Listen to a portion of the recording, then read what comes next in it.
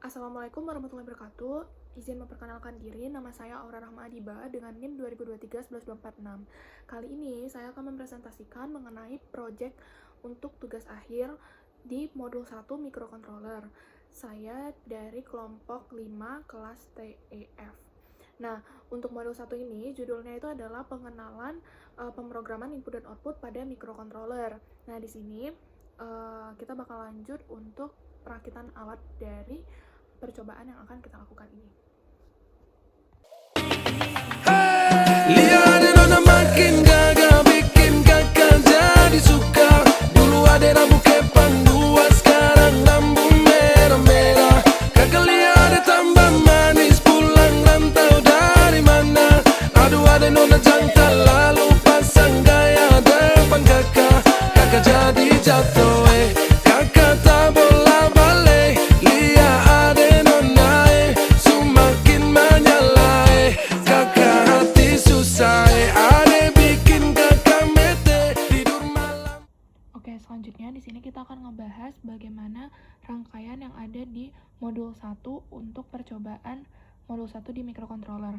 Di sini peralatan yang saya gunakan untuk komponennya ada breadboard sebagai tempat untuk dapat merakit komponen yang kita gunakan, lalu ada potensiometer untuk dapat mengatur nilai resistensi sesuai dengan kebutuhan yang ingin dipakai, lalu kabel jumper menghubungkan dari satu komponen ke komponen yang lain, dan terdapat resistor untuk dapat mengantisipasi apabila terjadinya arus yang berlebih, lampu LED untuk dapat memancarkan cahaya, dan Arduino Uno R3 sebagai microcontroller dilengkapi dengan kabel juga.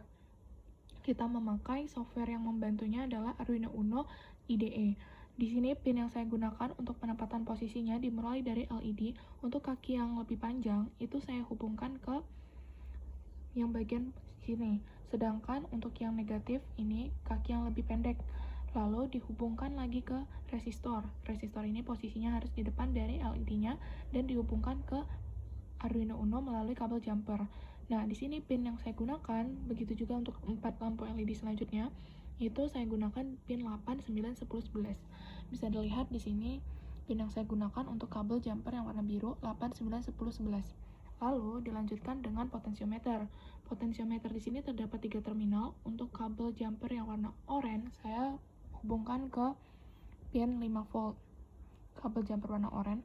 Dan untuk kabel jumper yang warna merah itu posisinya berada di tengah dari potensiometer, itu saya hubungkan ke pin A0. Lalu untuk kabel jumper yang warna kuning ini saya hubungkan ke pin GND. Oke, selanjutnya bagaimana cara kerjanya? Tentunya kabel jumper ungu ini dipasangkan ke bagian GND di bagian negatif. Seperti bisa dilihat di sini GND bagian negatif untuk kabel jumper yang warna ungu. GND untuk kabel jumper yang warna ungu yang kita taruh di bagian negatif ini agar arusnya itu dapat mengalir dan membantu untuk menghidupkan si lampu LED-nya. Oke, untuk tugas akhir ini sendiri terdapat beberapa 4 kondisi ya. Dengan kondisinya itu terdapat 4 lampu LED yang dilengkapi dengan potensiometer. Dan di sini nanti ketika saya atur potensiometernya dari 0 hingga 300, LED keempat itu bakal nyala. Oke, di sini saya bakal atur LED-nya itu dari LED-nya itu yang keempat bakal menyala dengan potensiometer 0 sampai dengan 300.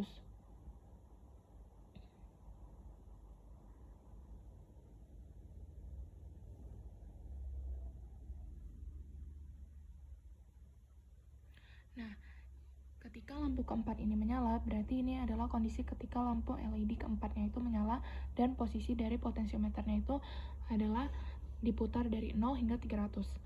Nah, kondisi yang kedua itu adalah ketika potensio diputar dari 301 hingga ke 600. LED yang ada di tengah, yang di duanya ini berarti adalah LED yang berwarna kuning.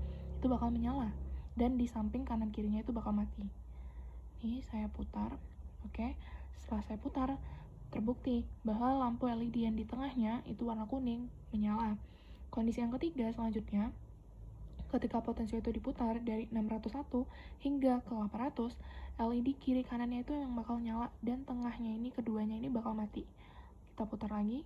Oke, setelah saya putar, lampu LED di kanan dan kiri sisinya itu dia bakal nyala gitu.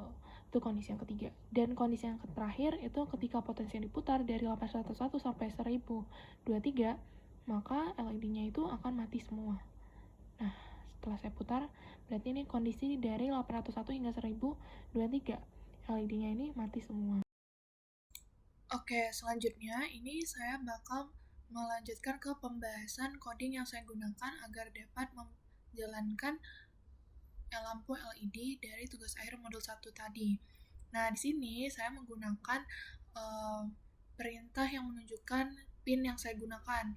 Nah, jadi di sini kan saya menggunakan pin 8, 9, 10, 11 untuk LED-nya dari kiri dan ke kanan. Kemudian pin A0 yang saya gunakan untuk pin potensiometer. Di sini pinnya ini bebas, mau digunakan yang berapa saja. Lalu tentunya di sini terdapat void setup. Void setup ini tentunya untuk dapat memulai ketika program awal itu dijalankan di Arduino Uno dan hanya dilakukan pertama kali. Lalu dilanjutkan dengan void loop. Void loop ini yang akan dilakukan secara berulang. Nah, di sini di void loop ini saya menggunakan 4 kondisi yang tadi sudah saya sampaikan. 4 kondisi yang pertama itu ketika lampu LED keempat saja yang menyala. Nah, di sini terdapat percabangan yang digunakan, yaitu ada if, yaitu jika potensionya itu diputar dari 0 hingga ke 300 dan apa yang bakal terjadi. Nah, tadi kan lampu keempatnya bakal menyala. Lalu percabangan selanjutnya ada else if untuk yang kondisi kedua ketika potensiometernya itu diputar dari 301 hingga 600. Dan di sini LED yang di tengah itu yang bakal menyala, yaitu kedua dan ketiga, dan di samping kanan kirinya itu bakal mati. Dan untuk yang kondisi ketiga itu ketika 601 hingga 800, yang dimana LED sampingnya itu yang menyala dan di tengahnya itu tadi mati yang warna kuning ya LED-nya. Dan dilanjutkan dengan kondisi keempat, juga menggunakan percabangan else if. Lalu jika sudah, beginilah penjelasan dari codingan yang saya gunakan untuk dapat menjalankan atau memprogram lampu LED dengan 4 kondisi yang telah ditetapkan di tugas akhir tadi. Oke, sekian dari pemaparan mengenai rangkaian yang saya rancang atau saya susun dan saya rakit di modul 1 untuk microcontroller ini. Yang judulnya itu adalah pengenalan pemrograman input dan output pada microcontroller. Maka dapat saya simpulkan bahwa dari 4 kondisi tersebut, kondisi pertama itu maupun kondisi pertama, kedua, dan ketiga, serta keempat itu dipengaruhi bagaimana kita memberikan nilai dari resistansi terhadap potensiometernya. Nah, dengan ketentuan yang telah ditetapkan, maka itu akan memberikan kondisi ketika lampu LED keempat itu menyala, ataupun lampu kanan dan kirinya itu mati, tetapi lampu keduanya di tengah itu dia menyala, ataupun ketika lampunya itu hanya di samping kanan dan juga kiri yang menyala, ataupun pada saat lampu tersebut mati semua. Dan ini semua bergantung dari codingan yang kita gunakan dan kita atur untuk nilai dari resistansi sesuai dengan kebutuhan yang ingin kita gunakan. Oke, begitu saja yang bisa saya sampaikan. Mohon maaf apabila ada salah kata dan perbuatan.